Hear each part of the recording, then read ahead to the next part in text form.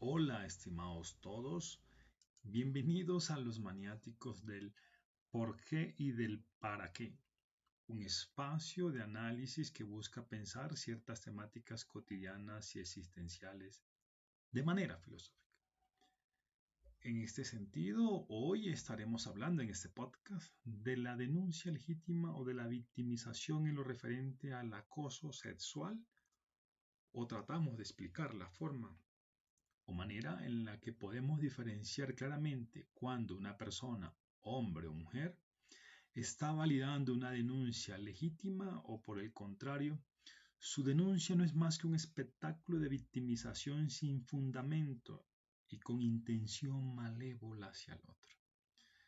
Por eso este video surge de la necesidad de clarificar y delimitar los linderos de lo que es el acoso sexual e iniciar a hilvanar una política segura y clara sobre lo que es y lo que no es en lo que atañe al acoso y así tocar los cimientos de las controversias y las polémicas referentes al tema y eliminarlas. Denuncia legítima o victimización, el acoso sexual. En estos momentos, en el asidero conceptual de la sociedad y en el de muchos profesionales, existen dos discursos sobre la sexualidad. El americano puritano, donde reina el dinero, la frivolidad y ausencia de refinamiento, donde casi todo es acoso, agresión y abuso sexual. Y el otro, el francés, donde reina la seducción y el juego al amor. Aquí la sexualidad respira y aún tiene esperanza. No obstante, la mayoría de las instituciones y entidades gubernamentales tomaron postura por el primero, con la venia y el respaldo de grupos feministas y religiosos. Además, respaldados por una serie de profesionales que repiten y educan a la sociedad mediante retóricas y memorísticas o una serie de teorías sesgadas e infundadas. Una verborrea caduca y desgastada. Así, y en primer lugar, quiero señalar que algunas personas, por un lado, denuncian de manera equivocada y otros lo hacen de mala intención.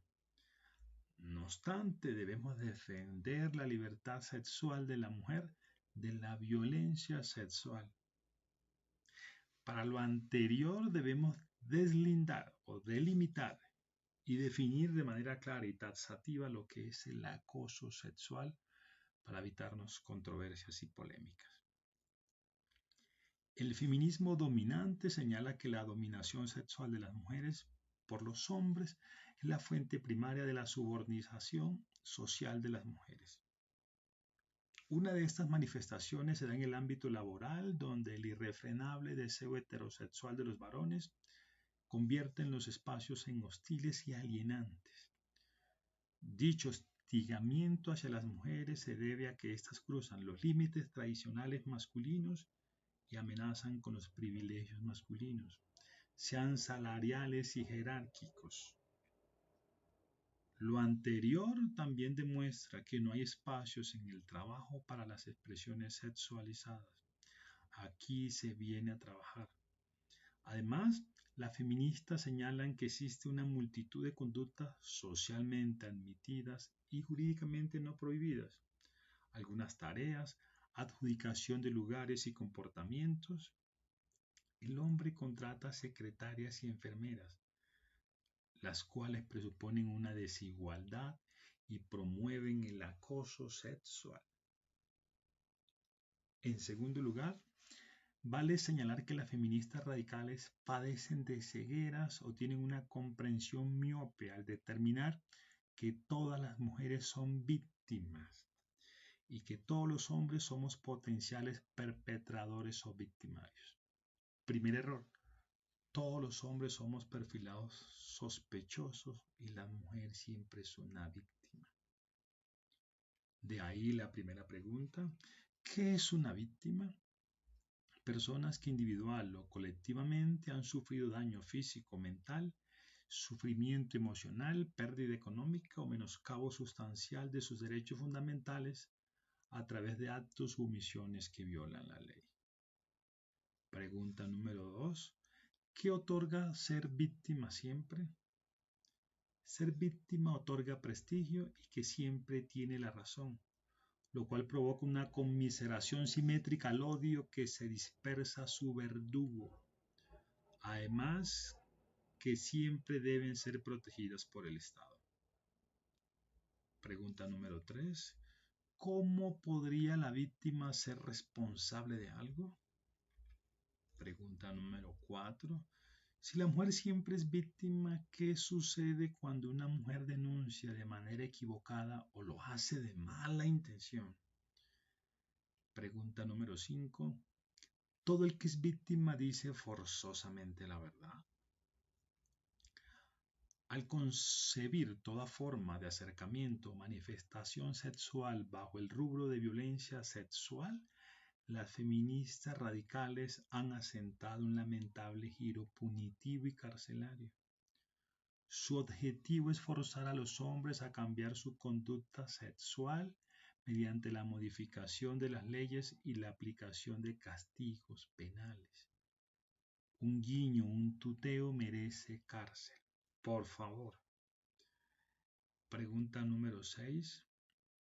¿Cómo pretenden los movimientos feministas cambiar la conducta sexual de los hombres y qué implicaciones genera en la sociedad?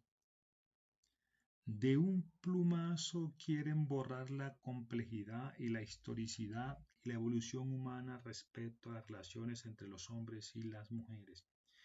Millones y millones de años de relaciones sociales y sexual sujetados ahora a leyes y normas. Evidentemente hay mujeres que sufren, pero también las hay que hacen sufrir a los hombres y a las demás mujeres. En tercer lugar, la escuela. Muchos estudiantes califican sus miedos, sus deseos y sus confusiones sexuales como acoso. Así surgieron muchas denuncias de estudiantes a profesores por miradas con una cierta intención o por palabras con contenido sexual. Diferente a las conductas irreprochables que había que castigar. Por ejemplo, o te acuestas conmigo o te repruebo. ¿Quieres subir la calificación? Salgamos esta noche. Conductas que deben ser denunciadas y castigadas. De ahí la necesidad imperiosa de definir, deslindar taxativamente lo que es el acoso para evitar ese clima de situaciones y relaciones de sospecha y desconfianza entre profesores y estudiantes. Pregunta número 7. ¿Qué tipificamos como acoso? No toda forma de inclinación sexual se debe considerar como acoso. Además, no podemos permitir que caigamos en una sociedad en la que cada relación entre un hombre y una mujer se convierta en sospecha. De ahí la pregunta 8. ¿Qué es el acoso sexual? Definición deslindada, definida taxativamente para evitar controversias y polémicas. Conducta persistente, que se repite, de naturaleza sexual a lo largo del tiempo. En otras palabras, conducta que perturba con insistencia un comportamiento no deseado, verbal o físico, y que esporádicamente crea una situación intimidatoria, hostil, humillante y ofensiva. Asimismo, es pertinente definir dos conceptos que van ligados al anterior. Pregunta 9. ¿Qué es una agresión sexual? Es aquella acción de naturaleza sexual en contra de una persona sin su consentimiento, en la que exista contacto físico y se haga uso de la fuerza, violencia física, amenaza o intimidaciones. Pregunta 10. ¿Qué es el abuso sexual? Es una acción o conducta de naturaleza sexual en contra de la libertad sexual de una persona que es incapaz de consentirla en la que no se emplea violencia física o intimidación directas. Las víctimas son en su mayoría menores de edad, por lo que también es considerado un delito grave en muchos países. Comportamiento seductor. Cuando queremos conquistar, lo primero que hacemos es guiñar un ojo desde la distancia porque manda un mensaje implícito en armonía con una sonrisa seductora. ¿Qué es un guiño? El guiño puede significar desde atracción sexual, amistad o el conocimiento compartido de algo de algún propósito oculto, pero no es acoso. ¿Qué es un piropo? El piropo es un cumplido o una frase halagadora que normalmente un hombre dice a una mujer como arma de seducción. Pregunta número 11. ¿Es un extremismo o saboteo social considerar que todo requerimiento sexual, coqueteo o galantería es un acoso? Para mí sí. De esta forma, el coqueteo o la seducción insistente o torpe no deben considerarse como delito, y la galantería es una agresión machista. En síntesis, dejando a un lado cualquier experimento científico, lo cierto es que cuando te guiñan un ojo, no te pones guapa, no gritas, no te ofendes, simplemente decides si devolver con la misma moneda o sonreír como un acto de cortesía.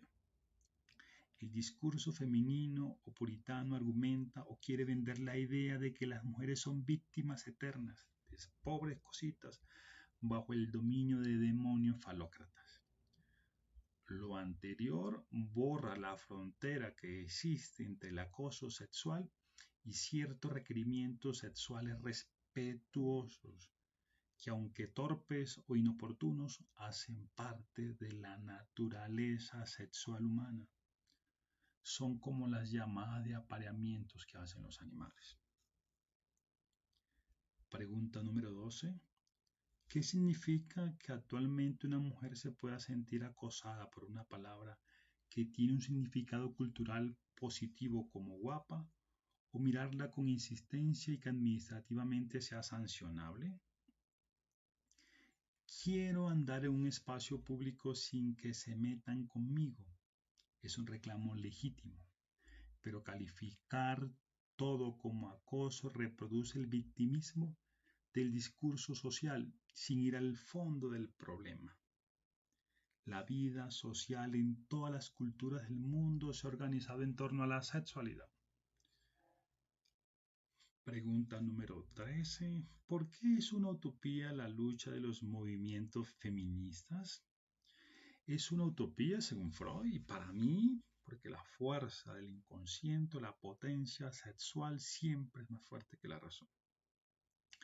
Además, la justicia olvida los señalamientos del psicoanálisis, es decir, lo complicado de las relaciones entre lo social, lo biológico y lo psíquico.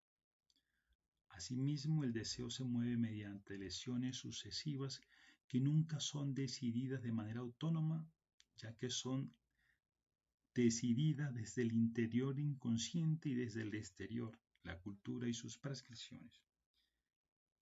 El discurso femenino olvida las ambigüedades y complejidades presentes en las relaciones humanas. Preguntas de cierre para analizarlas entre todos. La número 14. ¿Es posible hallar un consentimiento, arreglo, simetría entre el capital erótico de la mujer y el hombre con el deseo pulsional, irracional y natural de ambos? Pregunta número 15. ¿Quién debe definir qué es lo correcto sexualmente? ¿El Estado, los diputados, los grupos religiosos, las feministas, los psicólogos, la familia, la sociedad, las empresas, los médicos o los filósofos?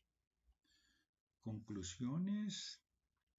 En nombre de los hombres, en nombre de las relaciones humanas, de lo heterogéneo y del respeto puro y sincero por la mujer, y sobre todo teniendo en cuenta el avasallamiento social y cultural de las nuevas manifestaciones y liberaciones sexuales que pululan con más libertad y en derecho, solicito que el guiño, el tuteo, el piropo, la galantería y el coqueteo respetuoso sean declarados patrimonios sociales y sexuales de la humanidad, la última esperanza que nos queda a los hombres y a las relaciones humanas.